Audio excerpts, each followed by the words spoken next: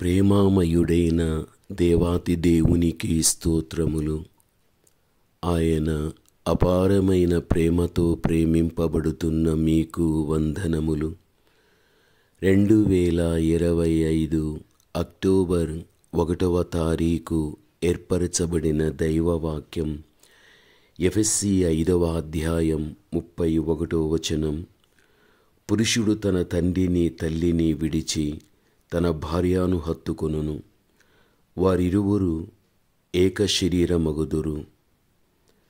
ప్రభువునందు ప్రియమైన వారలారా, ఈ వాక్యాన్ని బట్టి చూడగలిగినట్లయితే అందరితో ఏక మనసు కలిగి ఉండుట మేలు అని తెలియపరుస్తూ ఉంటున్నది.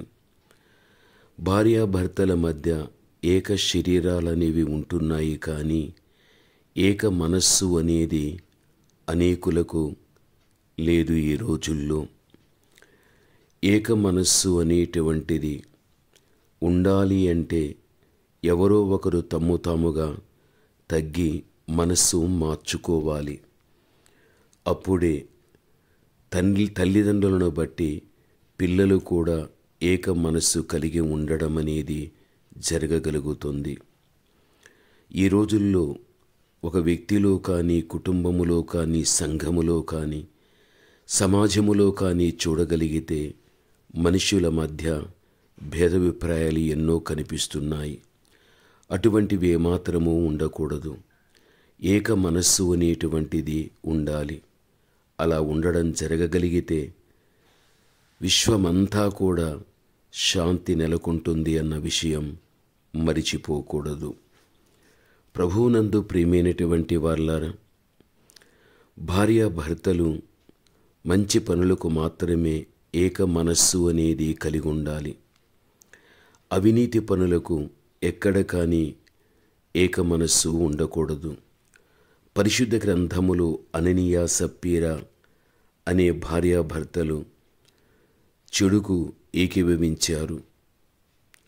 ఫలితంగా ఇద్దరు కూడా ఒకే దినాన మరణించగలిగారు. అపోస్తల కార్యం 5వ అధ్యాయం 1 నుండి 10 ఆ మీదట మీరు చదువుకొనండి.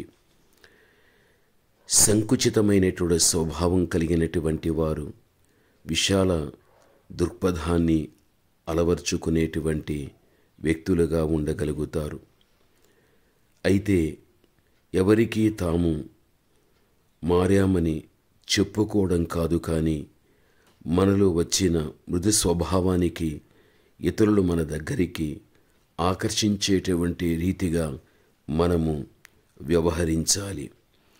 అప్పుడే అనేక మంది వ్యక్తులకు మనం మార్గదర్శకంగా ఉండటానికి అవకాశం ఉంటుంది.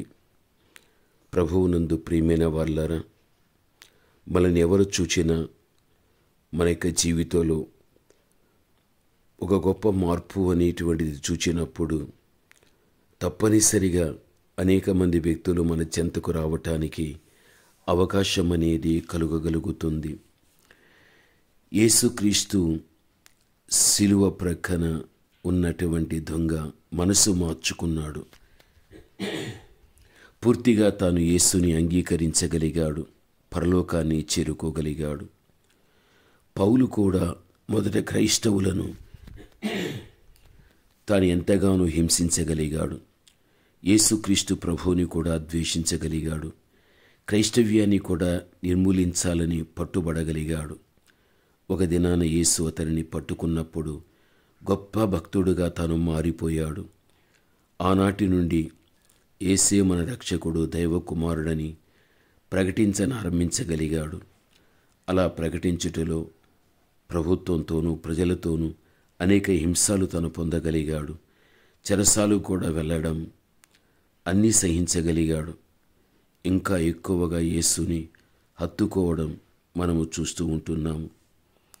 గమనించవలసినటువంటి విషయం, ఒక్కొక్క వ్యక్తి యొక్క జీవితంలో మనస్సు అనేది ఎంత మార్పులోనికి వస్తున్నదో మనం చూడగలం. ఈ రోజున దేవుని బిడ్డలైన మనం ఏ విషయంలోనైనా మనం మార్పు చెందాలి. తప్పనిసరిగా అలాంటిదే ఉండగలిగితే మనస్సు అనేటువంటిది మార్చుకోవాలి. దేవుడదే మన నుండి కోరుకోదగినటువంటిది. ఎక్కడ కానీ మన జీవితంలో ఏకత్వం అనేటువంటిది మనస్సు విషయంలో లేకపోయినట్లయితే అక్కడ ఎప్పుడు కానీ ఒక విధమైన శత్రుత్వం, ద్వేషం, పగ అనేటువంటిదే మనలో పెరుగుతూ ఉండగలుగుతుంది. అది తొలగించుకోవాలి అంటే మనిషిగా కాదు, కానీ ఒక స్థలములో కూర్చున్న ఇద్దరు వ్యక్తుల మధ్యన మనస్సు ఒకటిగా ఉండాలి అని బైబిల్ మనకు తెలియపరుస్తున్నది. అందుకే మీలో మీరు కక్షలు పెట్టుకోవద్దు, ఏక మనస్సు, ఏక భావము, ప్రేమ కలిగి ఉండాలని, క్రీస్తు సువార్తకు తగినట్టుగా ప్రవర్తించాలని, అది మీకు రక్షణ కలుగజేస్తుందని 1 కొరింథీ 1:10 కానీ ఫిలిప్పీ 1:28 కానీ మనము చూడగలిగినట్లయితే మనకు తెలియపరచబడుతూ ఉంటున్నది. ప్రభువునందు ప్రియమైనటువంటి వాళ్ళ మన యొక్క జీవితంలో భూసంబంధమైన విషయాలలో మనస్సును ఏమాత్రం పెట్టుకొనక పూర్తిగా వాటి మీద మనస్సును తొలగించుకోవాలి. పైనున్న వాటి మీదనే మన మనస్సును పెట్టుకునే వ్యక్తులుగా ఉండాలని కొలస్సీ 3:2లో కూడా మనము చూడగలం.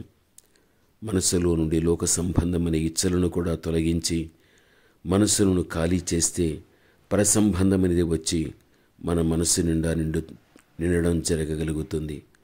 అప్పుడే మన ఆత్మ కూడా పవిత్రమవుతుంది అని మనము గ్రహించవలసిన వ్యక్తులమై ఉంటున్నాము. మోషే పెద్దవాడైనప్పుడు ఐగుప్తీ ధనాన్ని ఆశించలేదు, ఐగుప్తీ రాజుగా ఉండడం కూడా ఇష్టపడనూ లేదు. ఐగుప్తిలో నివసించి ఏలోక భోగములు అనుభవించుట కన్నా దేవుని బిడలతో కలిసి కష్టములను అనుభవించుట తనకు మేలని నిశ్చయించుకోగలిగాడు. దేవుని మాటకు విధేయత చూపాడు. ఇశ్రాయేలును అరణ్య మార్గములో 40 సంవత్సరాలు తాను నడిపించగలిగాడు. దేవునికి ఇష్టడయ్యాడు, పరలోకాన్ని ప్రవేశించగలిగాడు.